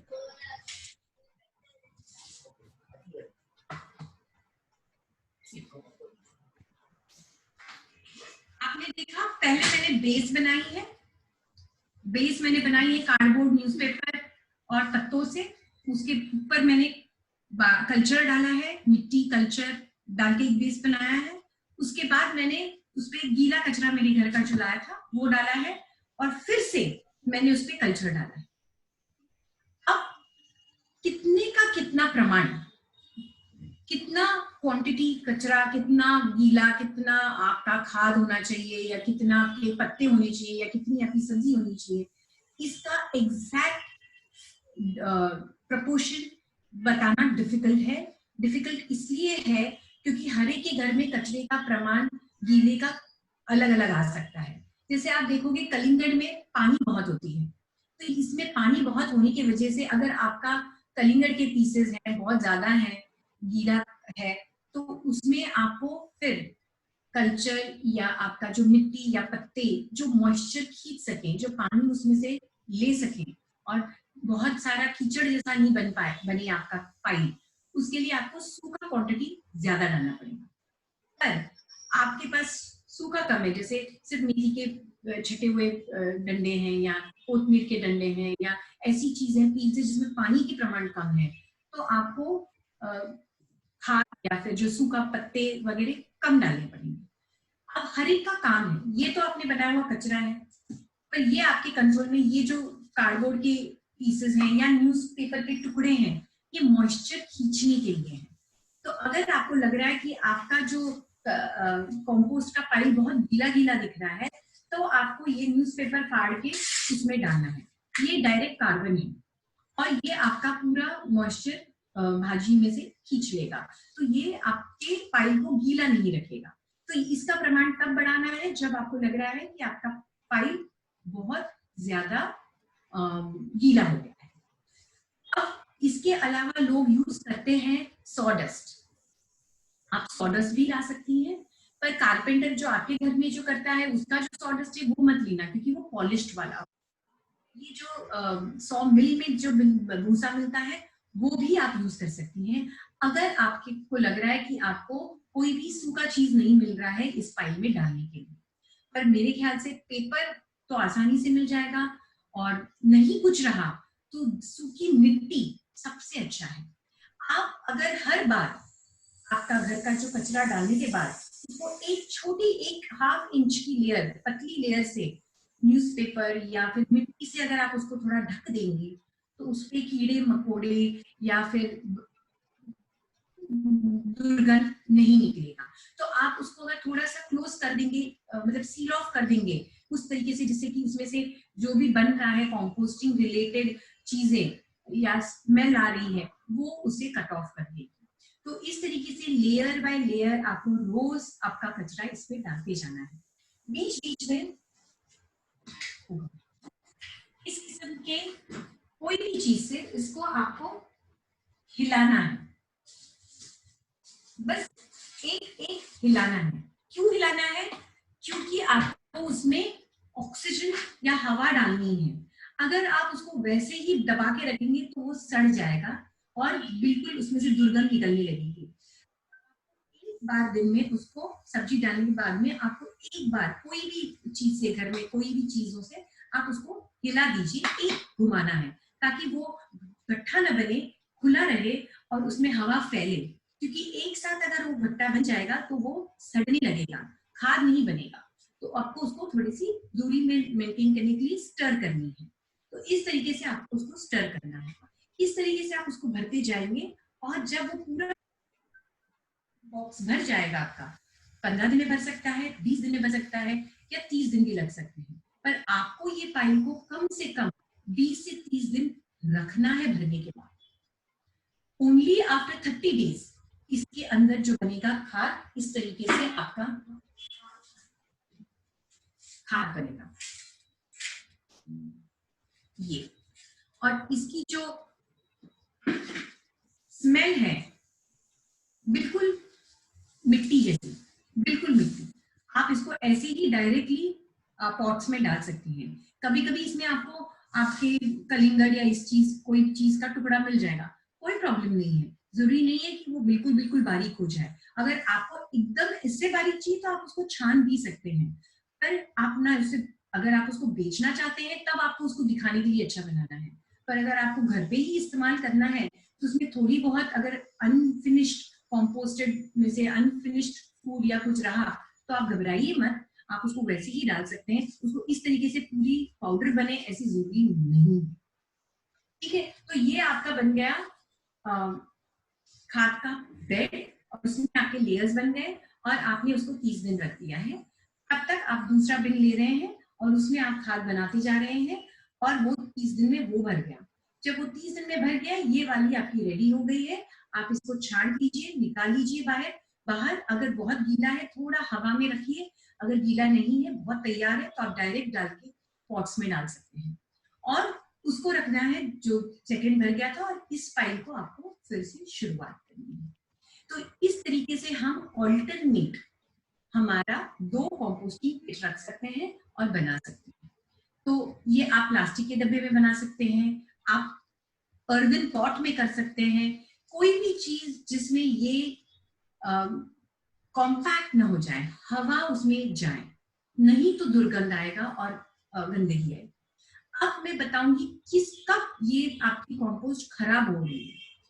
जब उसमें आपको लग रहा है बहुत बास आ रहा है, बहुत गंदी बास आ रही है, तो आपको केयरफुल होना है। 1-2 दिन आप उसमें मत डालिए, बचा हुआ खाना या जो भी आप डाल रहे थे कचरा मत डालिए, रुक जाइए, उसमें आप मिट्टी डालिए, खाद डालिए, सूखापन डालिए, अच्छे से हिलाइए, 2 दिन उसको वैसे ही रहने दीजिए। तीसरे दिन से फिर से आप उसको रिवाइव कर सकते हैं या फिर से आप उसको शुरू कर सकते हैं। तो आपको शुरुआत में हर दिन उसको मॉनिटर करना है। अब ये जो रखने का जगह कहाँ है, लोकेशन कहाँ है। अब बॉम्बे में देखिए जगह बहुत कम होती है, हर एक को प्रिविलेज नहीं है, इसलिए एक अलग सी जगह बना के रखें। पर मेरी ये सलाह है कि इसको डायरेक्ट धूप में नहीं रखनी है, इसे आप थोड़ी सी डैम्प मतलब इंडोर्स रखना है, या आपकी खिड़की के बाहर का कोई सिल रहा उधर रख सकते हैं। अगर लग रहा है इसमें डायरेक्ट धूप आएगी तो उस पर आप एक बारदान या एक जूट का बैग ढक सकते हैं जिसपे आप पानी मार के रख सकते हैं। तो आपको आपके कंपोस्ट को डायरेक्ट सनलाइट में नहीं रखना है, नहीं तो वो सब सूख जाएगा, खाद नहीं बनेगा। इसमें से जो जीवाणु है वो ही आपका खाद बनाने वाले, वो मर जाएंगे। तो इसे आपको ढक के अच्छी एक जगह पे रखनी है और आपको घबराना नहीं है इसमें चूहा और या अगर आप इसमें खाना डालेंगे तो न्यूसेंस आएगा, पर अगर आप इसमें खाना नहीं डालते हैं तो इसमें कोई न्यूसेंस फैक्टर नहीं रहेगा, ना दुर्गंध आएगी, ना इसमें कीड़े मकोड़े पड़ेंगे। अगर कीड़े मकोड़े आए तो भी घबराएंगे नहीं, क्योंकि ये कीड़े मकोड़े अच्छे कीड़े मकोड़े हैं और ये ही काम करते हैं कंपोस्टिंग का। पर घर पे लोगों को मैगट्स जो हम बोलते हैं ये देखिए अच्छा नहीं लगता, इसीलिए मैंने शुरुआत में ही कहा है कि इसमें खाना मत डालिए। अगर आप खाना डालते हैं तो मैगट्स तुरंत आ जाएंगे और मैगट्स आपका कंपोस्ट खराब नहीं करते हैं, वो आपका खाद बनाते हैं। पर घर वाले शायद उससे खुश नहीं रहेंगे, उनको पसंद नहीं आएगा कीड़े देखना। इसीलिए शुरुआत में आप प्लीज ऐसे मत करिए। आप भले ग्रीन सोल होंगे पर घर के सारे सदस्य वैसे हो जरूरी नहीं है। तो आपको ये आपका जो पिच है संभाल के ढक के रखना है, हर दिन खोलना है, हवा देना है, घुमाना है, फिर से सामान रखना है और रख देना है। अगर इसमें कीड़ों का डर लग रहा है या आपको थोड़ी बहुत भी डाउट आ रही है कि ये बराबर नहीं है, तो आप उसमें नीम का पाउडर भी डाल सकते हैं। नीम का पाउडर जो होता है एंटी बैक्टीरियल प्रॉपर्टी है उसमें, तो थोड़ा पाउडर आप उसमें छिड़क सकती हैं जिससे कि आपकी न्यूसेंस वाली जो चीजें हैं कीड़े मकोड़े वो ना हो। अब तीसरी बात, आपका जो कंपोस्ट का पाइल है सीजनल है, हर मौसम में अलग अलग तरीके से बिहेव करेगा। तो शुरुआत में आपने अभी बारिश की मौसम चल रही है, गीलापन वैसी ही हवा में है, तो आपको इसको थोड़ा सूखा रखना पड़ेगा। गर्मी में बहुत धूप होती है तो आपका जो पिट है सूख जाएगा, तो आपको पानी छिड़कना पड़ेगा। तो ये हर, जैसे मैंने आपको कहा प्रपोर्शन, आपको ये जैसे झाड़ जब आप पौधा जब आप लगाती हैं तो आपको ध्यान देना पड़ता है, अभी तो बरसात का मौसम आ गया, अभी तो गर्मी का मौसम आ गया, अभी मुझे इसको खाद देना पड़ेगा। उसी तरीके से कंपोस्ट को भी सीजनल वेरिएशन होगा, गर्मी में अलग तरीके से बिहेव करेगा, बारिश में अलग तरीके से बिहेव करेगा। तो उस टाइम पे गीला होगा तो सूखा डालना है, सूखा होगा तो पानी डालना है। इस तरीके से आपको उसको बैलेंस करके बना के रखना है। अब जब आप ये बैलेंसिंग कर रहे हैं तो एक इंसान ने ही इसको मैनेज किया तो ज्यादा बेहतर रहेगा। शुरुआत में घर के एक ही सदस्य ने इसके पर ध्यान देना जरूरी है, क्योंकि अगर कहीं गड़बड़ हो रही है बनने में तो आपको मालूम पड़ेगा कि आपने क्या स्टेप किया था जिसके बाद में ये फाइल खत्म हो गई। अगर आप अपने मेड को बोलेंगे, बच्चों को बोलेंगे, सबको बोलेंगे इसमें आप डालो, तो शायद खिचड़ी पक जाएगी। तो शुरुआत में मेरा ये सलाह है कि आप खुद एक ही इंसान से मैनेज करें, रोज इसे देखें कि भाई इसमें बराबर चल रहा है कि नहीं, और थोड़ी बहुत स्मेल वो नॉर्मल है, it is not bad smell, it is earthy smell. जो सुगंध, नीची सी सुगंध आती है वो वाली स्मेल आनी चाहिए, और वो स्मेल से किसी को कोई नुकसान नहीं होगा। अब बारिश के मौसम में छोटी छोटी वो कीड़े भी आते हैं जिसे हम बोलते हैं फ्रूट फ्लाइज, इसीलिए इसे ढक के रखना बहुत जरूरी है। तो हवा तो आपको देनी है, पर उस इन बिटवीन जब आप हवा नहीं दे रहे तब उसको पाइप को बंद करिए, क्योंकि आपके पास छोटी छोटी फ्रूट फ्लाइज आने की शुरुआत हो सकती है। तो उससे भी घबराना नहीं है, वो भी निसर्ग है, पर घर पे न्यूसेंस ना हो इसीलिए मैंने कहा उसे आपको ढक के रखना है। और थोड़ा सेमी आउटडोर, जैसे खिड़की के सिल के बाहर आप रख पाए तो ज्यादा अच्छा रहेगा। तो ये हो गया हमारा आज पिट और कंपोस्ट के बारे में जानकारी। तो अभी मैं क्वेश्चंस लेने के लिए रख सकती हूँ। Yes, Ram, is there anything else? Thank you so much, ma'am. It was really a good session. There are a lot of questions that have come in. I'm going to ask them one by one to you. If I have missed out any questions, participants, you can ask it once again. One question that one of the visitors is asking you is, what about flowers which we have used for puja, even though garland, can we add them? Definitely you can add flowers, but not garland. You will have to remove it from the thread, and then you have to take individually all the flowers and put it. Don't put the entire garland. And also many of the garlands have plastic into it. So they have these extra design things on that. So आपको वो हटाना है, सिर्फ फूल पत्ते जो है वो डालनी है, भगवान की चढ़ी हुई जो फूल पत्ती है वो भी आप इसमें डाल सकते हैं। एक व्यूअर का सवाल है कि कैन बी पुट मेथी का स्टेम, मटर का छिलका? मेथी का stem, yes definitely you can put, जरूर डाल सकती हैं। मटर का छिलका भी डाल सकते हैं? मटर का छिलका भी डाल सकती हैं, डेफिनेटली डाल सकती हैं। अगर काट के डालेंगे तो बहुत जल्दी खाद बन जाएगा, पूरा डालेंगे तो वक्त लगेगा। एक व्यूअर का ये क्वेश्चन है कि वो कंपोस्ट जो है मड पॉट्स में बना रहे हैं, so should I keep the pot open और closed? Always closed. Give it air but don't need to keep it open. Cover करिए। थर्ड, कुछ लोगों का सवाल है कि one of the issues encountered is maggots and sometimes flies. आपने उसको आंसर किया है, बट फिर भी can you repeat it? So अगर आपने गलती से लेफ्ट ओवर फूड डाला है, पका हुआ खाना डाला है, तो मैगेट्स हो सकती है। वही एक रीजन है मैगेट्स बनने के। मैगेट कोई प्रॉब्लम नहीं है, वो दिखने में आपको लगता है गंदा, बट उससे कोई प्रॉब्लम नहीं होता है। मैगेट के साथ भी आप खाद बना सकते हैं, इनफैक्ट जल्दी बनता है उससे। पर आपको नहीं चाहिए मैगेट्स, तो पका हुआ या बचा हुआ खाना मत डालिए। नीम का पाउडर या नीम का तेल पानी में मिला के आप उसको भी छिड़क सकती हैं, तो उससे भी प्रॉब्लम सॉल्व हो सकता है। थोड़े दिन कंपोस्टिंग बंद कर दीजिए, उसमें गीला ज्यादा हो जाने की वजह से मैगेट आई है, इसलिए आप सूखा पेपर, मिट्टी बहुत अच्छी है, मिट्टी आप बहुत सारा डाल सकते हैं, ड्राइड लीव्स डाल सकते हैं, और 2-3 दिन रुक जाइए, सेटल हो जाने दीजिए आपके कंपोस्ट फाइल को, और फिर आप वापस शुरू। एक पार्टिसिपेंट का ये सवाल है कि मैं ये पूरा मेथड फॉलो कर रही हूँ, बट मेरा जो the texture is not coming out course texture नहीं आ रहा है। मैंने टेक्सचर के बारे में ये बताया था कि आपको टेक्सचर से लगाव है तो आपको छानना पड़ेगा। जो आपका जो खाद बना है उसको एक दिन आप फैला दीजिए, थोड़ा हवा लगने दीजिए, और उसके बाद में छलनी होती है, उसके थ्रू आप उसको निकालिए, तब आपको एकदम फाइन पाउडर या जो हम बोलते हैं चाय पत्ती की जैसे मिल जाएगा। पर मेरा ये मानना है कि आपको इतनी मेहनत करने की कोई जरूरत नहीं है। आप उसको वैसे भी डायरेक्टली अपने खुद झाड़ पौधे हैं तो आप डाल सकती हैं, कोई करने की जरूरत नहीं। या तो शुरुआत में जब आप भाजी काट रहे थे, सब्जी काट रहे थे, उसके टुकड़े बना रहे हैं, थोड़ा बहुत अगर मिक्सी में ग्राउंड कर लें या थोड़ा उसको आप वैसे कर लें तो वो बारीक हो जाएगा, तब आप खाद बनाने के लिए और बारीक हो जाएगा, तो आप वो भी कर सकती हैं।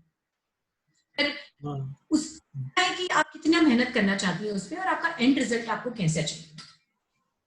Thank you.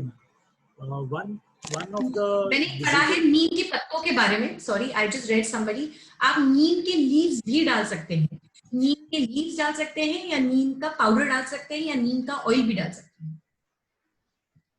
एक व्यूअर का आप अंडे के टुकड़े, शेल्स भी डाल सकते हैं। अंडे के जो शेल्स होते हैं उसमें कैल्शियम होता है, तो वो अच्छा है आपके झाड़ों के लिए, पर उसको बहुत चूड़ा करके डालिएगा। कांदे के पत्ते, अनियन, अच्छा इसमें एक चीज मैं भूल गई, इज अबाउट सिट्रस पील्स। सो नींबू या मौसम्बी या संतरा ये भी डाल सकते हैं, पर कहीं ना कहीं एसिडिक थोड़ा हो जाए तो खाद बनने में थोड़ी सी तकलीफ हो सकती है। शुरुआत में आप इन सब चीजों को अवॉइड करिए। जब आप एक बार मास्टर हो जाएंगे, आपको समझ में आने लगता है कि खाद कैसे बन रहा है, तब आप धीरे धीरे एक एक आइटम के साथ इसको एक्सपेरिमेंट करना शुरू कर सकते हैं।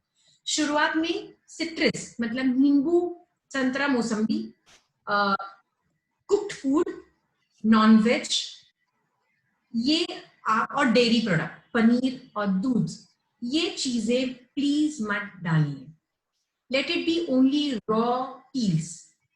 एक बार आप इससे सेट हो गए, फिर एक आइटम ऐड कर सकते हैं जैसे कि सिट्रस, फिर धीरे धीरे दूसरी. अभी कोई भी नहीं चाहता कि खाना वेस्ट करे, इसीलिए मैंने कहा शुरुआत में जब आप खाद बनाना शुरू करेंगे तब आप रियलाइज करेंगे कि आप कितना खाना भी वेस्ट कर रही हैं, या घर पे कितना खाना आपका किचन से वेस्ट होके जा रहा है. तो आप ऑटोमेटिकली आपका कुक्ड फूड का वेस्टेज कम होने लगेगा. So I think I have covered up that. Anything else? One question the participant is asking कि हमको do I need to keep stirring the pile daily after the box is full and you're keeping it closed for 20 days? No. Once you're done and you've kept it, for say you don't need to really do that. One person is asking, can we use homemade bioenzyme as starter material? Bioenzyme, the next session is on bioenzyme, right? What is the time? Are we running late or are we on time? It's 12:40 already. We have so we can take 20 more minutes. We have 10 to 15 minutes we have. So can we do the second session of bioenzyme? It's a 4-minute followed by question, and then we can close all of this with one question which I want to ask before we move on to the bioenzyme session. The participant is asking, do we need to add 4 layers each time that we do this? Each time you're adding the waste, do you need to add those 4 layers or do you need to add it only once?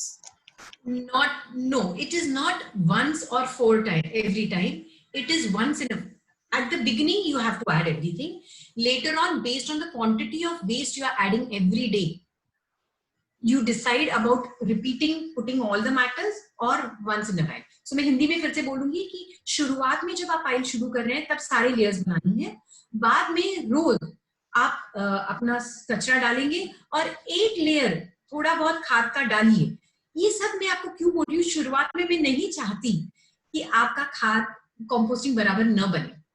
आपको मैं सारी tips उस किस्म से दे रही हूँ ये सोच के कि आज मेरी सेशन के बाद अगर आप शुरू कर रहे हैं तो आप फेल ना हो. इसीलिए कहना चाहूंगी कि थोड़े से प्रिकॉशनरी लेवल पे आप रोज आपका जो डाला है कचरा उसके ऊपर एक थोड़ा खाद या थोड़ी मिट्टी छिड़क देंगे तो कोई प्रॉब्लम नहीं है, थोड़ा ड्राइनेस रहेगा.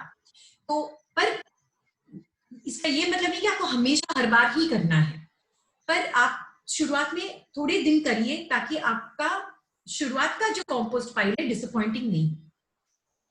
Hope I'm clear? Yeah. We will not be able to take further questions. There's one more small topic on bioenzymes that Madam is going to share. We will take your questions later. Madam will be sharing some details where you can later ask for support. Right, ma'am? Yes, I will. Right now, it is not that हमने गीला कचरे का management बंद किया है. अभी जो हम सेशन ले रहे हैं इज अबाउट बायोएंजाइम मेकिंग. तो जो मैंने आपको कहा कि सिट्रस फूड, जो पत्ते, मौसमी, संतरा, नींबू की जो छिलके अगर मैंने मना किया है तो कुछ और तरीके से हम इसको यूज कर सकते हैं. उसी का सेशन है ये, called as bioenzyme floor cleaners के लिए. So I would request Ram if you could play this video for us.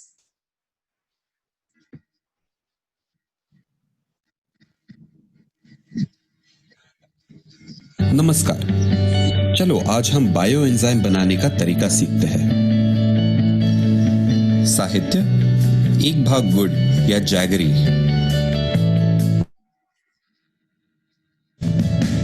3 भाग नींबू, मौसम्बी या संतरे के छिलके,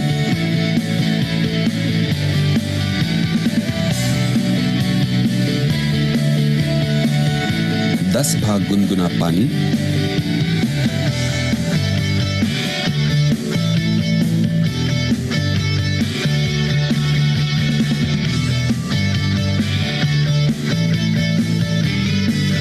और थोड़ा सा यीस्ट.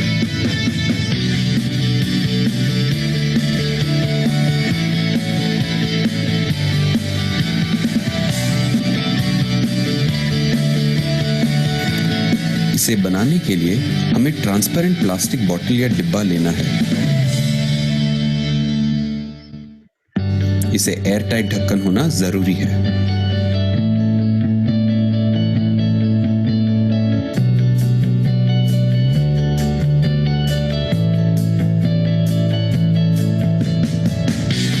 सभी साहित्य एक एक करके हमें बोतल में डालना है।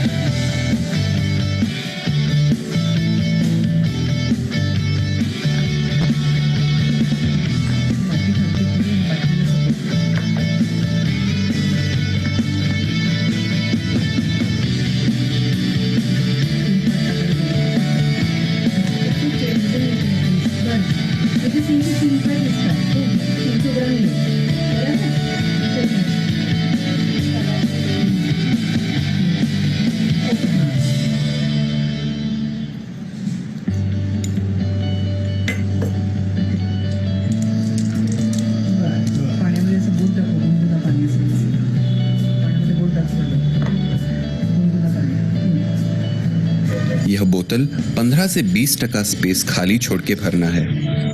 यह जगह गैस फॉर्म होने के लिए छोड़नी है। इसे किसी अंधेरी जगह में रखें।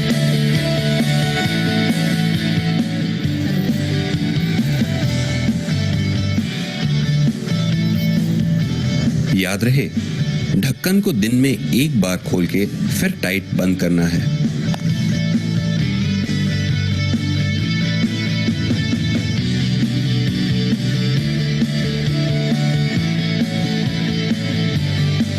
चार हफ्ते बाद आपका बायोएंजाइम रेडी होगा। यह आपको सीव करके अलग कंटेनर में भरकर कोई अंधेरी जगह में रखना है।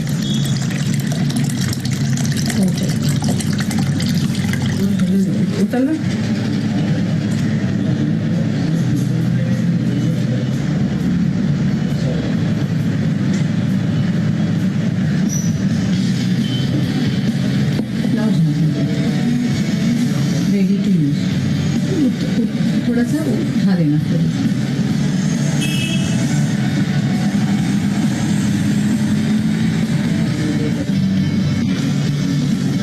अगर बड़ी मात्रा में बनाना हो तो सीव और टैप रहने वाला डिब्बा इस्तेमाल करें।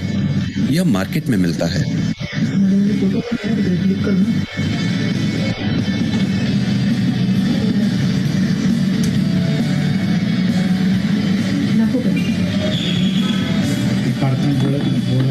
इसे अलग प्रकार से इस्तेमाल करने के लिए अलग अलग डाइल्यूशन करें।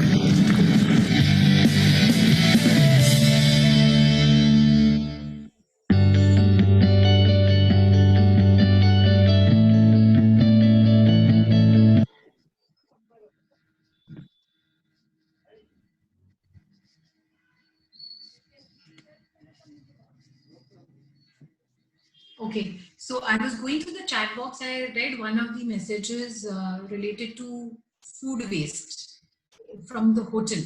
Somebody's asked about the large quantity of food waste which gets accumulated in a hotel. In that scenario, biomethanization, that is biogas, is the technique of handling. So when we talk about wet waste management, I had mentioned to you about composting. Besides composting, there is something called as biogas or biomethanization. So basically it is an anaerobic method wherein you are going to generate methane gas, and methane gas will be used to generate electricity or gas which can be used. So it is very, very nice for leftover food or cooked food waste. So they make a slurry out of food waste, and that is what is used to generate methane gas. And that can be done at house level. They do have smaller plants of biogas wherein you can use it. It is not so difficult to do even biogas technique, but I don't know how far it will be feasible for people staying in Bombay considering the space constraints. So biogas is also a method of managing your wet waste. Yeah. So can I go further with bioenzymes? I I'm sorry I couldn't actually do a live demo for the bioenzyme, but there are a couple of things I can. I'll get it mobilized.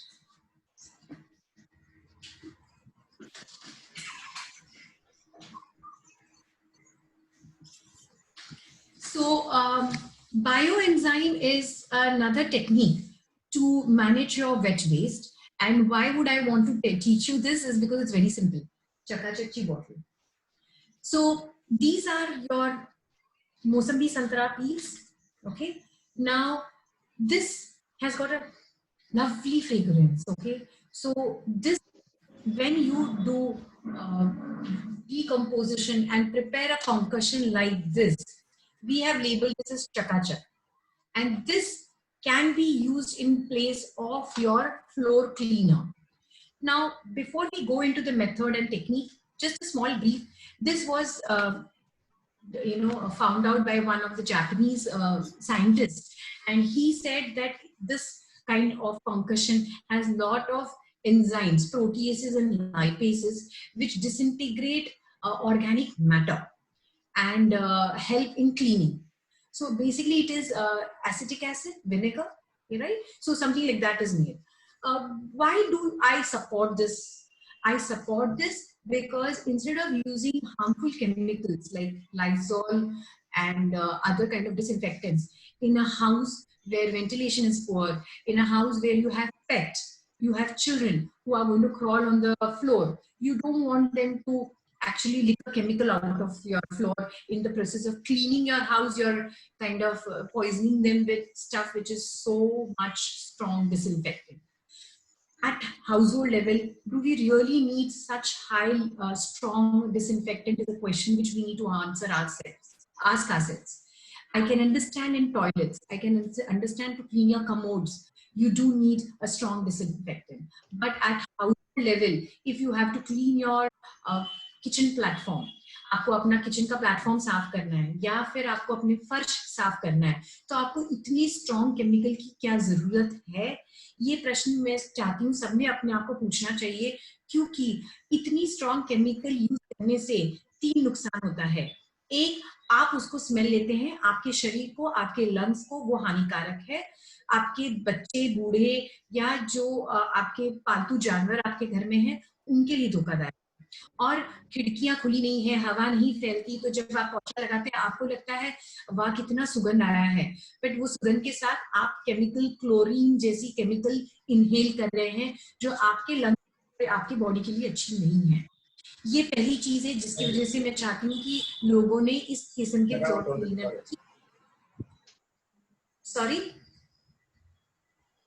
की शुरुआत करनी है। दूसरा, जब आप ये chemicals use करते हैं, आप उसको धो के आप उसे फ्लश कर देते हैं या आप पानी में फेंक देते हैं, बाथरूम में फेंक देते हैं। ये केमिकल इतना स्ट्रॉन्ग है कि जाता है कहाँ? सी में, आपके नाले से सी में जाती है और वहां के वाटर पोल्यूशन होगा। इतना केमिकल सबके घर से निकलेगा तो प्राणी जो पानी में पलते हैं उनका क्या होगा? वो भी मर जाएंगे। तो ये एक किस्म का केमिकल पोल्यूशन आप कर रहे हैं घर के लेवल पे। तो जैसे मैंने कहा, ये आपकी सेहत के लिए बहुत जरूरी है, आपके निसर्ग की सेहत के लिए बहुत जरूरी है। और तीसरा चीज जिसके लिए आज हम मिले हैं, आप ये बेस्ट आउट ऑफ वेस्ट बना सकते हैं। तो आपके घर में जो कचरा निकल रहा है वेस्ट, इसका बेस्ट यूज है इस तरीके का फ्लोर क्लीनर बनाना। तो आपने वीडियो में देखा कि ये कितनी आसानी से इसको आपको छोटे छोटे टुकड़े बनाने हैं। घर पे आप कोई भी बॉटल में आपको ऐसे बनाना है और ये बनाने का तकरीबन 4 हफ्ते लगते हैं। अगर आप इसमें यीस्ट डालती हैं तो थोड़ा जल्दी बनता है, यीस्ट नहीं डालना है तो थोड़ा ज्यादा वक्त लगेगा। और उसको छान के आप किस डाइल्यूशन में यूज करना है, आप इसको इसी तरीके से भी यूज कर सकते हैं, या फिर आपकी जो पोछा लगाने का बकेट है उस पे 2 इसके कैप डाल के आप उसे पोछा लगा सकते हैं। और इसका नाम चकाचक इसलिए रखा क्योंकि सच्ची में इतनी स्पार्कलिंग क्लीन हो जाती है आपकी सरफेसेस इससे। और इसमें से जो सुगंध आती है भीनी भीनी सिट्रस की है, नींबू का स्मेल आता है। बिल्कुल भी कोई पोल्यूशन नहीं, कोई ऑर्गेनिक मतलब कोई भी आर्टिफिशियल क्लीनर नहीं है, ये बिल्कुल घर में बना किफायती और अच्छी चीज है। अब इसके अलावा लोग बनाना का छिलका, भाजियों की छिलके का भी बनाते हैं, पर हमने सोचा कि सिर्फ सिट्रस पे हम अगर रहें, नींबू, संतरा, मौसमी सारे सिट्रस फैमिली के हैं और सिट्रस के स्मेल अच्छी आती है और उसका जो कंटेंट है एसिटिक एसिड का वो ज्यादा प्रमाण रहता है, इसलिए आपका फ्लोर क्लीनर अच्छा बनेगा। वरना लोग बाकी के सब्जियों का के छिलकों से भी बायोएंजाइम बनाते हैं और वो गलत नहीं है। सिर्फ हमने आपको इसकी सलाह इसलिए दी है क्योंकि ये आपको स्मेल अच्छी देगा। So this is about bioenzyme. इसको आप लोग इसे अपने कपड़े धोने के लिए भी यूज करते हैं, बर्तन धोने के लिए भी यूज कर सकते हैं। बर्तन धोने के लिए अगर आपको इसको यूज करना है तो आप इसमें रीठा शिकाकाई मिलती है, रीठा को आप थोड़ी देर सोक करिए, उस रीठा में साबुन होता है तो वो सोपी टेक्सचर इसमें आ जाएगा। तो रीठा और इसको मिला के आप अपने विम लिक्विड में भी भर के रख सकती हैं। तो आपके पास एक लिक्विड सोप बर्तन धोने के लिए हो सकता है, कपड़े धोने के लिए हो सकता है, आपके किचन की प्लेटफॉर्म साफ करने के लिए, आपका फ्लोर क्लीन करने के लिए, ये सब के लिए आप इसे यूज कर सकती हैं। लोग इसे डाइल्यूशन में झाड़ों को भी देते हैं, पौधों को भी न्यूट्रिएंट बोल के देते हैं, पर इसका डाइल्यूशन ज्यादा करना पड़ेगा। तो इस बायो एंजाइम कमाल की चीज है, बहुत आसानी से बनती है और इसके बहुत फायदे हैं। तो इसके रिलेटेड कुछ क्वेश्चन हो तो जरूर पूछ सकते हैं। Ram, is there anything I can answer? So why is it added to make the bioenzyme? तो इसमें जो जैगरी है, इट इज अ सबस्ट्रेट। इस सबस्ट्रेट मतलब हमको कुछ ना कुछ देना पड़ेगा इसके जो जंतु हैं उनको खाने के लिए। तो जैगरी हमारा सबस्ट्रेट बोल के काम करता है, इसलिए इसमें गुड़ डाला गया है। गुड़ डाला है इसका ये मतलब नहीं कल को आप पोंचा लगाओगे इससे तो चींटियां आएंगी। 4 हफ्ते में गुड़ पूरा जंतु खा चुके हैं और उसमें कुछ भी चिकटपन या शक्कर नहीं है। तो ये मत सोचिए कि चूंकि इसमें गुड़ डाली है तो आएंगी। 4 हफ्तों में इसमें गुड़ पूरा न्यूट्रलाइज हो जाता है। तीसरा इंग्रेडिएंट पानी है। 3 ही चीज चाहिए, पानी, गुनगुना पानी, छिलके और आप गुड़। यीस्ट अगर हो तो ठीक है, नहीं हो तो कोई प्रॉब्लम नहीं है। यीस्ट सिर्फ जल्दी करने के लिए है, 3 हफ्तों में हो जाएगा। अगर आपके पास यीस्ट नहीं है तो आपको 4 से 6 हफ्ते लगते हैं। That's it. Is bioenzyme to be added in composting also? That's one guy has asked the question. It doesn't have actually those kind of organisms which are needed for composting. There's no harm, but it is not as if it will accelerate or disturb your pile, but it doesn't have that much concentration of organisms which are needed for composting. So if you're looking at it as a substitute for bioculture, then no, I wouldn't suggest that. One person has asked कि plastic containers के अलावा कोई natural containers can be used for composting. Is there any natural container that's available for composting? Earthen pots. Earthen pots. You could use earthen pots. Okay. Good. I think that's more or less about it in terms of the bioenzyme. Some people have asked us to replay the video, but that will be difficult for us. So it is very simple. 1:3:10 parts. 1, 3, 10. And one question related to our earlier presentation, which one person asking कि 1 महीने के बाद भी do we need to keep mixing the mixture or only during fermentation? Only during when you are making those 30 days चल रहा है तब करना है। 30 दिन खत्म हो गए तो कुछ हिलाने की जरूरत नहीं है, आप उसको साइड में रख सकते हैं। Guys, it's already 1 o'clock. We will need to close the session due to less time that we have, but please share your questions. There are 2 things that I would want to ask you, ma'am, before we end this session. Yes. One is that where can people reach out to you in case they have any further questions? Is there any volunteer support that's available in your organization or something like that? I can just give you my email ID. I'm typing it right now.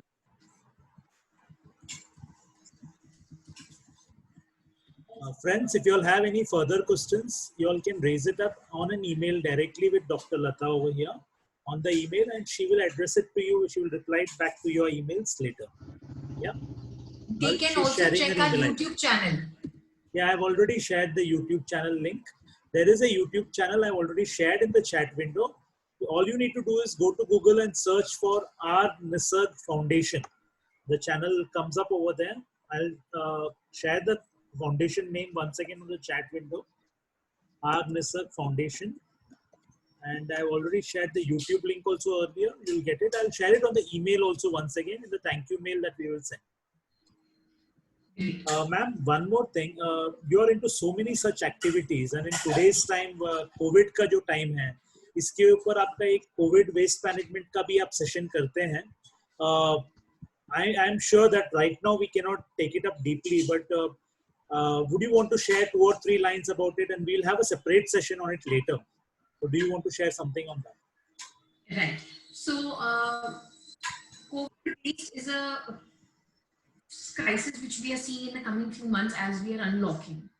As we are unlocking, हमें डर है कि हमें ये virus का infection ना हो, इस वजह से हम काफी प्रिकॉशन लेना चाहते हैं, और जो गलत नहीं है, पर ये प्रिकॉशन लेते वक्त काफी सारी चीजें हम उस तरीके का कर सकते हैं जो हमारे निसर्ग के लिए हानिकारक आगे होगा, और निसर्ग को अगर हानिकारक होगा तो वो हमें हानिकारक होगा. इसीलिए हम कोविड वेस्ट के बारे में बताना चाहेंगे कि 3 चीजें हैं. पहली बात, किसने क्लॉथ मास्क जो थी, फेस मास्क, 3 चीजें कहने के लिए कहा गया है. पहली कि आपको मास्क पहनना है जो बंधन कारक है. दूसरा, आपको सोशल डिस्टेंसिंग मेंटेन करना है. और तीसरा, आपको कभी बीमार हो तो आपको इन्फॉर्म करना है. पर आज जब मैं एज ए डॉक्टर बाहर जा रही हूँ, पेशेंट्स देख रही हूँ, और मैं जनरल पब्लिक की व्यवहार देख रही हूँ, तो मैं देख रही हूँ लोग काफी डर के मारे ग्लव्स भी पहन रहे हैं, और मास्क वो पहन रहे हैं जो हम एक्चुअली मेडिकल डॉक्टर्स ने पहनना है, N95 वाला मास्क और 3-ply mask. So 3-ply mask, surgical mask, and N95 mask is for healthcare workers. जो पेशेंट के संपर्क में आने वाले हैं या संपर्क में आने की डर रखते हैं, उनको इस किस्म के डिस्पोजेबल मास्क पहनने की जरूरत है. आम जनता ने N95 या 3-ply सर्जिकल मास्क तभी ही पहननी है जब वो उनको खुद को बीमारी हो गई है, मतलब सर्दी जुकाम, नॉट कोविड. बट आपको अगर सर्दी जुकाम हुआ है और आपको तकलीफ है कि आपको लग रहा है कि आप किसी को दोगे, तब आपने उस किस्म के मास्क पहनने हैं. या फिर आपको कोई बीमारी है जिसमें आपकी सहन शक्ति कम है, जैसे हम बोलते हैं इम्यूनो कॉम्प्रोमाइज्ड डिजीजेस, आपकी सहन शक्ति कम हो है, तब आपने इस किस्म की मास्क पहनी है. अगर आप हट्टे कट्टे हैं, सब कुछ अच्छा है, तो आपको N95 और 3-ply मास्क जैसी चीजें यूज करने की कोई जरूरत नहीं है. आपने सादा कॉटन का मास्क पहना और 2 मीटर्स की डिस्टेंस अगर आपने मेंटेन की है, तो ट्रस्ट मी, आपको ये बीमारी नहीं होगी. अगर आपने अंतर नहीं मेंटेन किया, आपने N95 डाला है, 3-ply डाला है, तो भी आपको ये प्रॉब्लम हो सकती है. ये क्यों बोल रही हूँ मैं कि आपने इस किस्म के सर्जिकल मास्क और N95 मास्क क्यों नहीं पहनना है? क्योंकि 2 प्रॉब्लम्स होंगी. एक, जिनको पहनने की जरूरत है उनको मिलेगी नहीं, और दूसरा, आप इसको बराबर से डिस्पोज नहीं करोगे. अगर आप इसको बराबर से फेंकोगे नहीं, बराबर से फेंकने का मतलब ये है कि जब आप ये मास्क पहनते हैं तो इसको जब फेंकेंगे, ये मास्क रीयूजेबल नहीं है, डिस्पोजेबल है.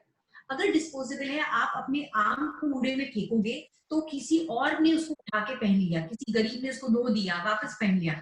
इसे हम बोलते हैं पिलफरेज, रॉन्ग इस्तेमाल. जैसे आपने देखा होगा बिस्लरी की बोतल स्टेशन में लोग धोते हैं, फिर दूसरा सादा पानी भर देते हैं. उस किस्म से आपके ये N95 मास्क या 3-ply मास्क रीयूज हो जाएंगे, मार्केट में वापस आएंगे बिना स्टेरिलाइजेशन, जो आपके लिए धोखादायक होगा.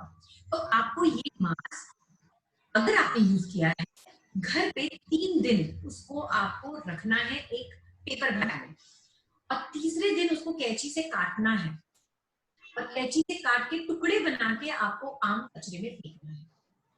अगर आपने ये मास्क ऐसे ही गैर जिम्मेदारी से कचरे के कूड़े में डाल दिया, तो ये या तो कोई और यूज करने का डर लगा रहेगा, या फिर किसी ने उसको छू लिया तो उसको बीमारी होने का डर रहेगा, और तीसरा ये निसर्ग में सालों सालों तक, मतलब डेकेड्स तक ये बायोडिग्रेडेबल नहीं है, वो वहीं पड़ा रहेगा, तो ये आपके नाली कूड़े को भी चोक करेगा।